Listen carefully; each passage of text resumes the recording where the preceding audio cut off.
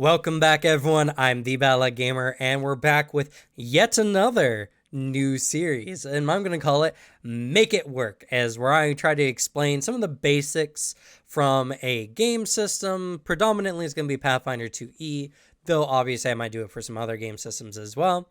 So I hope you all enjoy. This is going to be my kind of supercut version of how to play some of the basic elements of these games. And today we're going to be starting off with one of the most basic of basics when it comes to Pathfinder 2E, and that's going to be the marshals. So marshals, right? What is a marshal class? Well, a marshal class is a class that typically has a little bit more HP than its constituents, and on top of that, they focus on using martial weapons or unarmed combat. So you hit things with either a weapon or your hands, and you can do it at ranged or you can do it in melee. Marshals are the fighty characters. They are about fighting, and thus they are a class that is very focused on getting the most out of the 3-action system. Now, I mean, all classes really are, but while the casters can really just root in place and cast their spells at wherever, marshals need to consider their movements. They need to consider where they need to be on the battlefield, especially if you're trying to frontline for your team. And so getting the most out of your 3-action system is going to be important. But let's get to the basics. So marshals kind of play 3 main roles when it comes to Pathfinder 2E. You got your strikers, who are predominantly focused on striking or hitting the enemy as much as possible or as hard as possible. Strikers are all focused on using feats and abilities that alter their strikes to do either more or to get extra effects out of them. For instance, the monk has an ability called Flurry of Blows that lets them strike twice as an action. It's really good and allows them to interweave extra actions into their action economy. While, for instance, the fighter or the barbarian gets access to Power Attack, which does a single attack that does extra damage. Now, it's not quite as effective as striking an enemy twice, but it's twice as likely to hit, as you don't have to worry about your multi-attack penalty when striking an enemy. And multi-attack, that's actually something very important. Something you're going to worry about a lot with marshals is the multi-attack penalty, and it works something like this. When you strike on your first time in a round, you have no penalties and any bonuses that your abilities might give you. So for all intents and purposes, your multi-attack penalty for your first attack is 0. Now, your second attack, it's going to be either 5 or 4, depending on if you're using a agile weapon or if you're using if you have flurry with ranger, and if you're just not.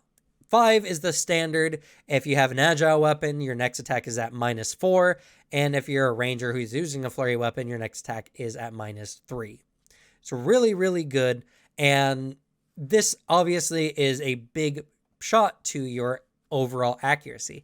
A -5 is essentially a -25% chance to hitting your foe. And depending on your foe, that's pretty big. That's a pretty massive difference in how likely you are to strike your opponent.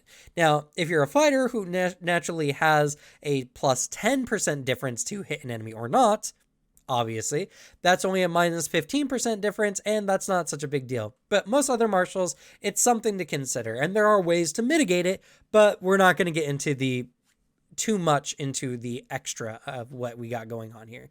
And let's talk about your third multi-attack before we do anything else. On your third attack, it's either going to be at a -10, -8, or -6, depending on agile, flurry, what have you. -10 is a -50% chance to hit and is very much something you should avoid at all costs. Now, a -8 is really not that much better, so you need to find ways to better intermix your attacks. And so make sure that you're making the use out of your action economy. Don't waste your time on a -50% chance to strike or even a -25 when there are other ways you can change this overall. We'll get into that in a little bit, but overall for a striker, that's the big thing. You want to strike as much as possible or hit as much as possible. Your job is to do damage. That's what a striker does. The next role up is damage mitigator or tank. Now, tanking is somewhat hard in Pathfinder 2E as there's no real aggro mechanics in the game. You can't force enemies to attack you. Now, depending on your DM, enemies might just attack whatever's in front of them, and so your objective is just to get up in front of everyone and to take those hits. So you're going to want to wear heavy armor. As much armor as you can stack onto your character, because it will make a difference, especially against the weaker enemies. Now, if you're going against a boss enemy, it really doesn't matter too much if you're wearing that much armor, because most boss enemies for your level or level appropriate enemies have the ability to hit you that matches your AC, giving them a pretty high chance to hit you. Regardless, having a higher armor is very important, but on top of that, you also want to invest in your con, because you get HP based on your con modifier, and it's multiplied by your level. So if you have a con bonus of +2, then it's going to be 2 times your level and extra HP your character will have. It's something that's very important to have. And not only that, if you're playing a champion, you have amazing damage mitigation, not for yourself necessarily, but for your allies with your champion's reaction, where you can negate an amount of damage equal to 2 plus your level. That's a lot of damage as long as you are at close to your ally and the enemy doing the damage. So you obviously want to position yourself defensively, getting in the way, or at the very least, you want to be close to allies that are currently being attacked. Now, another way you can mitigate damage is, for instance, the Barbarian Rage. This is self-damage mitigation. You gain a number of temporary hit points equal to your con modifier plus level. That's a lot of extra beating your character can take, and the Barbarian also has the highest amount of HP per level of 12 plus con modifier per level, which is pretty big. So, obviously, you want to get up in front in combat. You want to have good armor. And another thing I forgot to mention as well, you want to get a shield. Shields are really good. If you get the shield block reaction, which is a really good reaction, though you do need to pick a general feat up or you need to be a fighter. Some spellcasters even can get this as well. But it's really good because it allows you raise your shield on your turn, which boosts your AC. But as a reaction, you can actually negate an amount of damage you're about to take equal to your shield's hardness. This can mitigate a good amount of damage, and then you and your shield take the same amount of damage that is left over after the hardness. So your shield might break, but there are ways to get around this, of course. Regardless, get a shield. It reduces the amount of damage you take. AC reduces the chances of you being hit. And obviously, if you're using Rage with temporary hit points or the champion's mitigation ability for your allies, your job is to make sure that the damage is going where it needs to go. Or if it's slipping by, it's at least mitigated as much as possible. Now, there is a third type of martial, and it's very interesting because it's not very martial specific, but it's only martial classes that have it, and that is the support or skill support style of martials. Now, obviously, there's a lot of abilities you can use to aid your allies. Even a barbarian can use something like intimidation to give the fear status to an enemy, which reduces their ACs, DCs, and skill checks, as well as their ability to hit. So it's something that's very important you can do, obviously. And having a higher intimidation makes it more likely for you to intimidate an enemy or to critically intimidate an enemy, giving them an even higher fear penalty. But the rogue and the investigator gain a lot of skills. They gain a skill every level and a skill feat every level, meaning they have a lot of utility outside of combat or even in combat if they want to go like the battle medic route. So your job is mostly to aid your team in whatever way you can outside of combat whilst doing still some good damage. Both these classes obviously have the ability to do extra damage, whether it's through strategic strike or sneak attack. They also have a large variety of other ways they can affect combat as well. Not only that, but there's a variety of archetype dedications like the Mauler dedication that is specifically designed to knock back or knock down their enemies. An enemy that is prone has a -2 to their AC for being flat-footed and a -1 to their attack rolls until they stand up. And not only that, but standing up causes them to provoke attack of opportunity from like the fighter. So there's a lot of ways you can use skills like athletics or intimidation or even skills like Bon Mot, which is from the diplomacy skill line, that allows you to drop an enemy's will saves, which is really good for some of your spellcasters. Regardless, The support style martial is designed to look to get the most benefit out of a combat by either reducing enemy abilities, giving their team bonuses, or whether in exploration mode, you just have a lot of abilities like opening doors with lockpicking or pickpocketing, whatever it is. Your character is designed to have a lot of different things you can do and be kind of a multi-purpose jack of all trades. All right, last section of this video here, martial tips. First of all, invest in a skill that assists you in combat, whether that's athletics, intimidation, or deception. These are the three major ones, though there are some other skills that can be helpful in combat as well. But these are the three major ones because athletics is based on strength, which a lot of martials are based off of. And this allows you to grab an enemy, for instance, which can make them flat-footed, which makes it easier for yourself and your allies to hit them as long as you have a free hand, or trip your enemies, because when an enemy is prone, they are still flat-footed, but they also have a penalty to attacking, and it is easier for your allies to hit your enemy as well, and it provokes attacks of opportunity. Though, you gotta recognize that there are certain situations. Grappling is good against enemies that don't have a strong fortitude, so scrawnier enemies, not strong enemies. Tripping is good against enemies that are not very agile, so enemies that are big and hulking are very victim to being tripped. Though you might want to pick up the Titan Wrestler skill feat, which allows you to use these abilities on creatures up to 2 sizes larger than you. So this is something to keep in mind. Fainting is another one I really highly recommend you look into. I already kind of mentioned how fear can reduce ACs and such like that, but deception does it better, and it's for you. Essentially what it does is you feint the enemy before you strike them. This makes them potentially flat-footed, which reduces their AC by 2.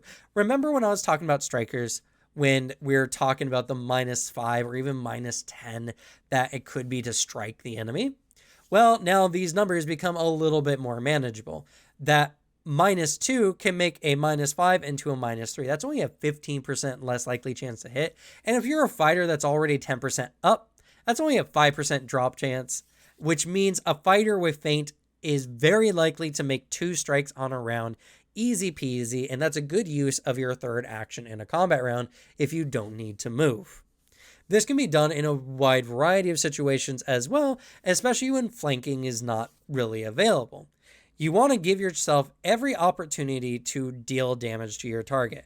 And so when you add feint into your rotation, more or less, rather than attacking 3 times and maybe hitting the second and almost never hitting the third, you're attacking twice, but you're hitting the first and very likely hitting the second as well, which just improves your overall damage potential.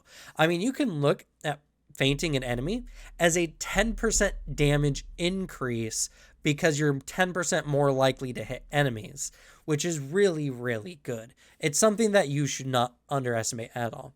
And then obviously, intimidation is good because the fear status works on everything. It can even make your spellcasters more likely to hit with their spells because the fear status effect also reduces the enemy's saves. So obviously, if you're a martial, even if you're the most fighty of fighty martials, you get skill increases. Invest in one skill increase. Get the highest chance of critting those kind of skills because they do help indeed. And you can look at archetypes like the Mauler that makes it where you're hitting an enemy with a 2-handed weapon and knocking them clean onto their ass because you are just overpowering them. Use whatever you can to make the combat better for yourself and for your allies. And martials, please, look at your 3-action system.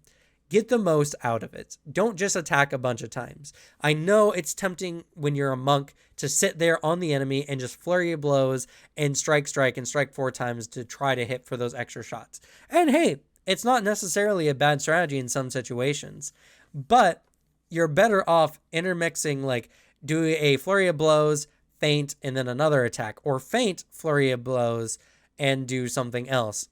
Grapple, whatever. It really doesn't matter. The only thing that really matters is how you're using your action system. And that's going to be my martials make it happen as well. It's easy. Now, obviously, there's a lot more we could talk about. We could talk about weapon traits and how that affects your character. We could talk about weapon runes and enchantments and the kind of stuff you need to know.